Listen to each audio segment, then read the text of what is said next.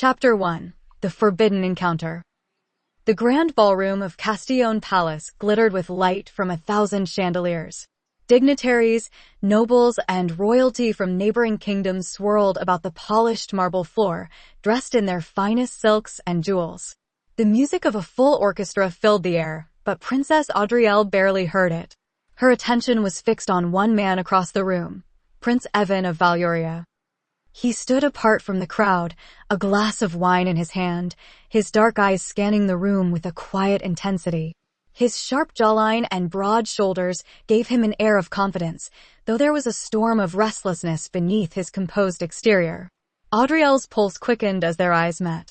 His gaze lingered, and in that single moment, the room seemed to fade away.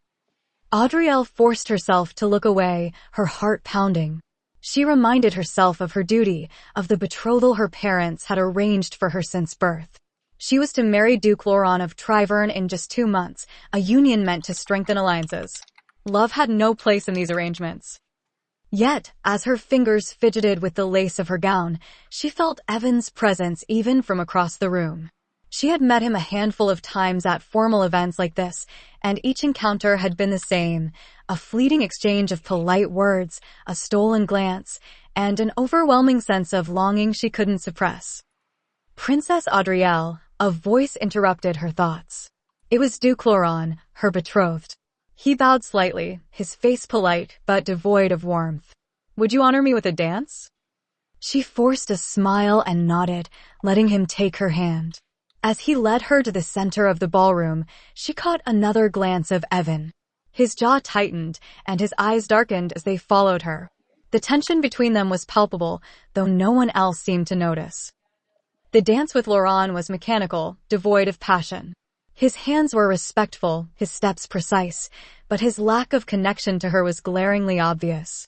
Audrielle found her thoughts drifting to Evan. She recalled the way his smile hinted at mischief, the way his deep voice carried a quiet authority. She longed for the warmth of his touch, for a moment of freedom from the gilded cage of duty that bound them both. When the dance ended, Laurent excused himself to speak with another dignitary, leaving Audrielle standing at the edge of the room. Before she could gather her composure, Evan appeared beside her, his presence like a bolt of lightning. "You seemed elsewhere," he said softly, his voice low enough that only she could hear. Audrielle turned to him, her heart skipping a beat. "Perhaps I was," she replied, her voice carefully measured, though her cheeks flushed under his gaze. He leaned closer, his dark eyes searching hers. "And where would you rather be, princess?" His question lingered in the air between them, charged with meaning.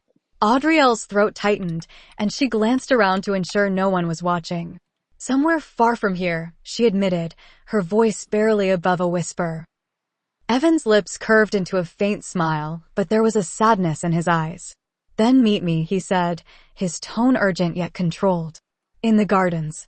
15 minutes. Her breath caught.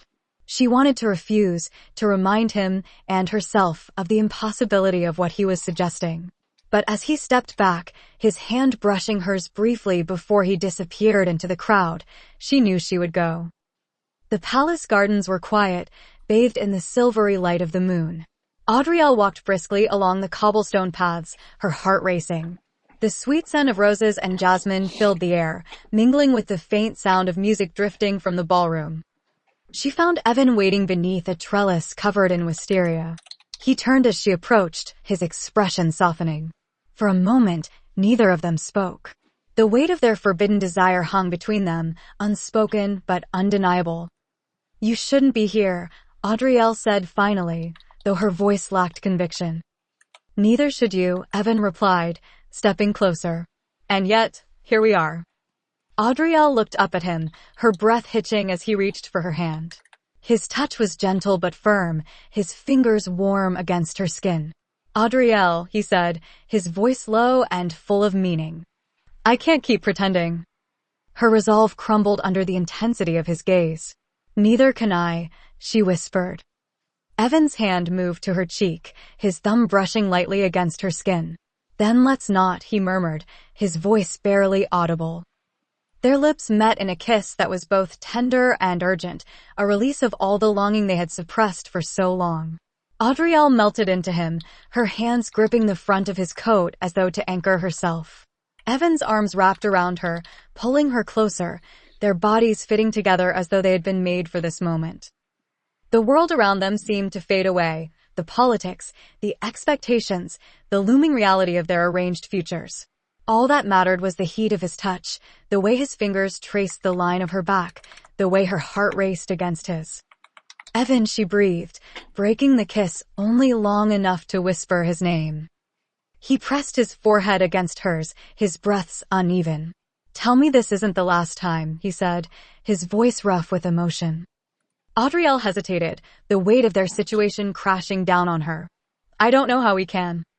"We will," Evan interrupted, his grip tightening as though he could will the world to bend to his desires. "No matter what it takes." Tears pricked at the corners of her eyes, but she nodded.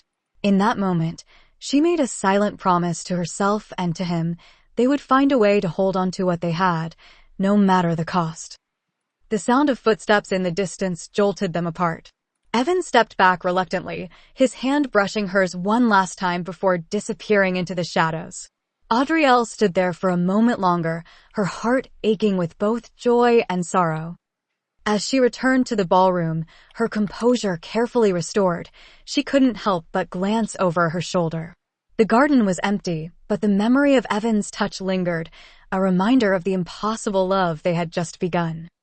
Chapter 2: A Night of Reckoning. Audrielle stood at the edge of the ballroom, her fingers gripping the delicate stem of a crystal goblet. The light from the chandeliers blurred into a haze as she replayed the moment in the garden. The warmth of Evan's lips, the firm yet gentle hold of his arms, the way he whispered her name as though it was both a prayer and a plea, each memory burned into her mind. She brought the wine to her lips, hoping it might steady her shaking hands. Across the room, Duke Laurent was engaged in a conversation with her father, King Galen. His sharp features and rigid posture radiated decorum, the perfect image of a nobleman. Yet to Audrielle, his presence felt cold, a stark contrast to the fire Evan had ignited within her. She forced herself to watch them, reminding herself of the inevitability of her future. "Is it difficult?" A low voice murmured behind her. She froze. That voice, it was unmistakable. Slowly, she turned to find Evan standing there, his dark eyes alight with a mix of mischief and longing. He had approached unnoticed, moving with the ease of someone accustomed to bending the rules. "Is what difficult?" she asked, keeping her tone light, though her pulse quickened. "Pretending," he replied, his lips curving into a faint smile. "You wear the mask well, but I see the truth in your eyes." Audrielle's breath caught. She glanced around the room, her heart pounding. "Evan," she hissed, her voice low, "you shouldn't be here." He stepped closer, just enough for his presence to envelop her without drawing attention. "Shouldn't I?" he asked, his voice dropping to a whisper. "Or are you saying you don't want me here?" Her resolve wavered under the intensity of his gaze. She opened her mouth to respond, but was interrupted by the sudden appearance of her mother, Queen Marielle. "Ah, Prince Evan," the Queen said, her tone polite but cool. "How kind of you to attend this evening. I trust you're finding the festivities enjoyable." Evan straightened, his demeanor shifting seamlessly into one of composed nobility. "Your Majesty," he said, bowing slightly. "The evening is as splendid as ever. Castillon always outshines itself." Queen Marielle smiled faintly, her sharp eyes flicking between him and Audrielle. "You'll excuse us, Prince Evan," she said smoothly, taking Audrielle's arm. "I must borrow my daughter for a moment." Audrielle cast a helpless glance at Evan as her mother led her away, her heart sinking at the knowing expression on the Queen's face. In the quiet of the antechamber, Queen Marielle turned to her daughter, her expression unreadable. "Do you have any idea what you're risking?" she asked, her voice low but firm. Audrielle's stomach twisted. "Mother, I don't." "Don't insult me with denials," the Queen interrupted, her eyes narrowing. "I saw the way he looked at you, and I saw how you looked at him. Whatever this is, it must stop." Audrielle's hands clenched at her sides. You've already decided my future, she said, her voice shaking with barely contained anger. You've chosen a man for me to marry without asking what I want. How can you expect me to simply accept it? The queen's gaze softened, but only slightly. You're a princess, Audrielle. Your life is not your own, it never has been. The alliance with Triverne is critical for the stability of our kingdom. Do you think I wanted this life for you? To see you bound by duty rather than love? I didn't, but this is the path we must walk. Tears pricked Audrielle's eyes, but she refused to let them fall. And what about my heart? She whispered. What about what I want? Marielle sighed, placing a hand on her daughter's cheek. You must bury it, my love. That is the price of the crown. Audrielle returned to the ballroom with a mask of calm, but inside, her heart raged against the weight of her mother's words. She spotted Evan near the far end of the room, speaking with another noble. His expression was composed, but his gaze flicked to her, and for a fleeting moment, she saw the fire still burning within him. She made her way to the terrace, seeking a moment of quiet. The cool night air brushed against her skin as she leaned on the balustrade, the distant stars offering no solace. She closed her eyes, willing herself to forget the way Evan's touch had felt, the way his kiss had shattered every wall she had built around her heart. You left the party, a voice said softly. Her eyes flew open. Evan stood behind her, his face shadowed in the moonlight.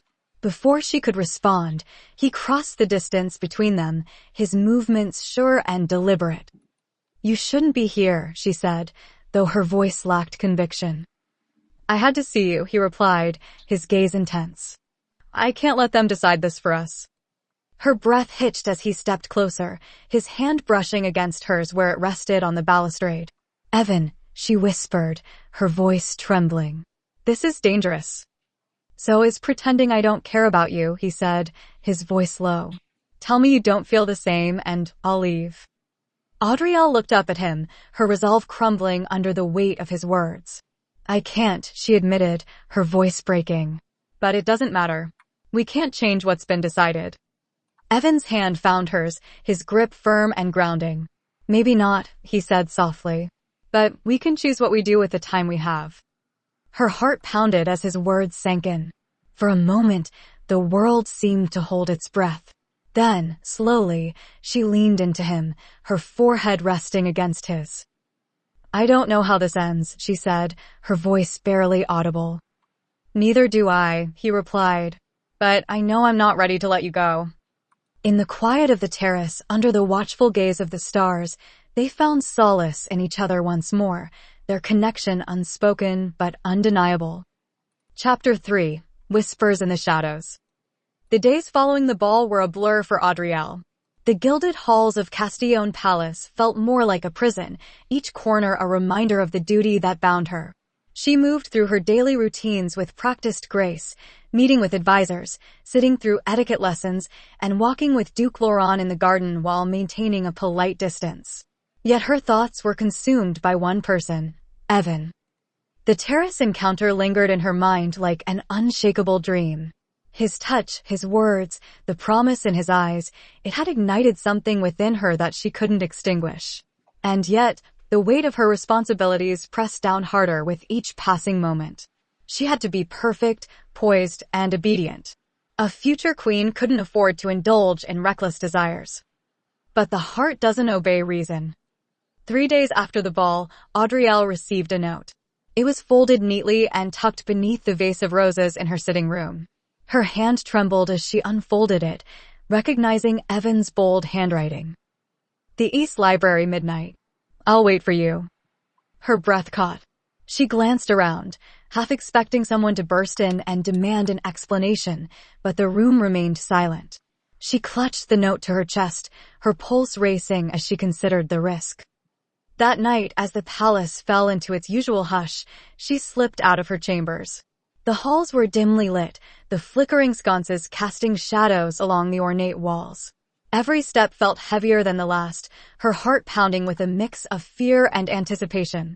She knew the risks. If they were caught, the consequences would be dire. But something stronger than caution pushed her forward. When she reached the East Library, the massive oak doors creaked slightly as she pushed them open. The room smelled of old books and cedarwood, the faint glow of the moon spilling through the tall windows. And there, in the corner, leaning against a towering bookshelf, was Evan. He turned at the sound of her entrance, his face lighting up with relief. "I wasn't sure you'd come," he admitted, stepping closer. "I shouldn't have," Audrielle said, her voice quiet. "But I couldn't stay away." Evan closed the distance between them, his presence overwhelming. "You don't have to explain," he murmured, his hand reaching out to brush against hers. "I feel it too." They stood there in the quiet stillness, the tension between them palpable. Evan's hand moved to her cheek, his thumb brushing lightly against her skin. "I can't stop thinking about you," he admitted, his voice low and filled with longing. "Every moment I'm not with you feels like a lifetime." Audrielle's resolve faltered under the intensity of his gaze. She had spent so long suppressing her emotions, pushing away her desires, that she had almost forgotten what it felt like to truly live. With Evan, everything felt sharper, brighter, more real. "I've tried to forget you," she whispered, tears welling in her eyes. "But I can't."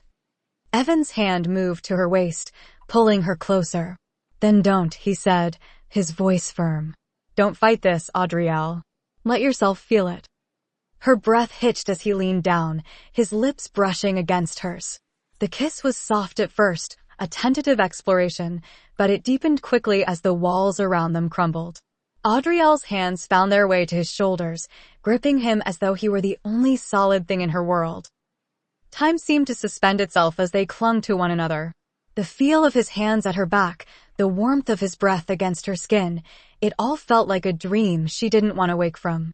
Evan's kisses trailed from her lips to her jawline, his movements deliberate and reverent, as though he were worshipping her. Audrielle tilted her head back, her fingers tangling in his dark hair as her heart raced. She felt as though she were standing at the edge of a precipice, her entire being teetering between reason and desire. But with Evan, the fall didn't feel so frightening. It felt like freedom. "Tell me this is real," she whispered, her voice trembling. "Tell me this isn't just a moment we'll have to forget." Evan pulled back just enough to look at her, his dark eyes searching hers. "It's real," he said firmly. "As real as the air we breathe." Their closeness lingered as they sank to the floor, leaning against the shelves of ancient tomes. The moments that followed were filled with whispers, stolen touches, and shared laughter. They spoke of their dreams, their fears, their helplessness against the forces that sought to keep them apart. "I don't care about the consequences," Evan said, his voice resolute. "If the world won't let us be together, then we'll create our own." Audrielle's heart ached at his words. She wanted to believe him, to trust that their love could defy the weight of duty and tradition. But she knew the stakes. If their secret ever came to light, it wouldn't just ruin them, it could spark a conflict between their kingdoms. "Promise me something," she said, her voice soft. "Promise me we'll be careful. No one can know." Evan nodded, his fingers entwining with hers. "I promise," he said, his voice heavy with sincerity. "But I'll never let you go." As the first rays of dawn crept into the library, they reluctantly parted. Audrielle watched Evan disappear into the shadows, her heart heavy with both hope and dread. She returned to her chambers, slipping back into bed just as the palace began to stir. Though her body was exhausted, her mind raced with thoughts of Evan, his touch, his words, the unshakable connection they shared. She didn't know how they would navigate the impossible road ahead, but for the first time in years, she felt truly alive. Chapter 4. The Web of Deception. The days following their midnight meeting were both exhilarating and torturous for Audrielle. She carried the memory of Evan's touch like a secret flame, warming her even in the cold halls of duty. Yet, every moment she spent under the watchful eyes of her family, her ladies-in-waiting, and, worst of all, Duke Laurent, felt suffocating. Every glance, every word had to be carefully measured, lest someone catch a hint of the truth. She saw Evan again at a royal council luncheon hosted at Castillon Palace. The event was formal, the air thick with political maneuvering as lords and nobles from neighboring kingdoms debated trade agreements and border disputes. Audrielle sat beside her father, her hands folded in her lap as she listened politely to the discussions. But her focus wasn't on the council, it was on Evan. He sat at the far end of the long table, his expression calm and composed as he addressed a question from one of the ministers. His voice was steady, his tone measured, but his eyes flicked to her every so often, their intensity a secret message only she could understand. It was a dangerous game, and they both knew it, but the risk only made it harder to look away. After the luncheon, Audrielle excused herself, claiming she needed fresh air. She made her way to the rose garden, her steps quick and purposeful. The lush blooms offered a brief reprieve from the suffocating formality of the palace. She had just begun to relax when she heard the soft crunch of footsteps behind her. "You're becoming predictable," a familiar voice teased. Audrielle turned sharply, her heart leaping as she saw Evan emerging from the hedge-lined path. He was still dressed in his formal attire, though he had removed his coat and loosened his cravat, giving him a slightly disheveled appearance that made her pulse race. "You shouldn't be here," she said, though the smile tugging at her lips betrayed her words. "And yet, here I am," he replied, stepping closer. "I thought you might need rescuing." Audrielle laughed softly, the sound tinged with both amusement and relief. "From what?" "A room full of men arguing over taxes." Evan grinned, his eyes sparkling. "Precisely." They stood there for a moment, the tension between them palpable. The garden was quiet, save for the faint rustle of leaves in the breeze. Evan reached for her hand, his fingers brushing hers in a gesture so gentle it made her breath hitch. "I hate seeing you like this," he said, his voice low. "Trapped. Pretending." Audrielle looked up at him, her eyes shimmering with unshed tears. "And what do you think I feel when I see you across the room, knowing I can't reach you?" she whispered. Evan's jaw tightened, and he took her hand fully, pulling her closer. "You can always reach me, Audrielle," he said firmly. "No matter where we are, no matter who's watching, I'll always be yours." Their closeness was interrupted by the sound of approaching voices. Audrielle pulled back quickly, her heart pounding as she smoothed her skirts. Evan stepped back as well, his expression hardening into a mask of indifference just as Duke Laurent and two other nobles rounded the corner. "Your Highness," Laurent said, his tone polite but laced with suspicion. "I didn't expect to find you here." Audrielle forced a smile, willing her voice to remain steady. "The air grows stifling inside.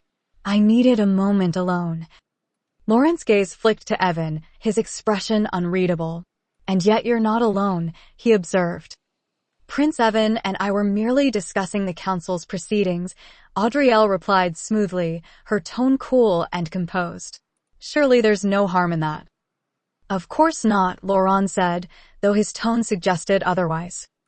Evan inclined his head, his demeanor calm and collected. "If you'll excuse me," he said, his voice polite. "I'll leave you to enjoy the garden." Audrielle watched him go, her heart aching as he disappeared down the path. She turned back to Laurent, whose sharp eyes were still fixed on her. "You should be more careful, Princess," he said quietly, his tone carrying a warning. "People might misunderstand." The encounter with Laurent left Audrielle shaken. That night, she paced her chambers, torn between the desire to see Evan again and the fear of discovery. The stakes were growing higher with every passing day. She had no doubt that Laurent's suspicions would only deepen, and if he uncovered the truth, the consequences could be catastrophic. A soft knock at her door interrupted her thoughts. She froze, her heart racing as her maid entered, carrying a folded note. Audrielle recognized Evan's handwriting immediately, her fingers trembling as she unfolded the parchment. "The Old Hunting Lodge, tomorrow at sunset. Trust me." The following evening, Audrielle slipped out of the palace under the pretense of an extended ride. She wore a simple cloak to disguise her identity, her heart pounding as she made her way to the hunting lodge. The abandoned structure sat on the edge of the palace grounds, hidden among the trees. Evan was already there, waiting for her near the fireplace. He turned as she entered, his face lighting up with relief. "You came," he said, crossing the room in a few long strides. Audrielle barely had time to respond before he pulled her into his arms. The embrace was fierce, filled with all the emotion they couldn't express in public.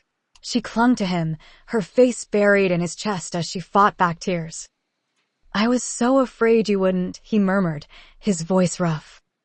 "How could I stay away?" she whispered. Evan pulled back just enough to look at her, his hands cupping her face. "We can't keep living like this," he said. "Sneaking around, hiding from everyone, it's not enough." Audrielle's heart ached at his words.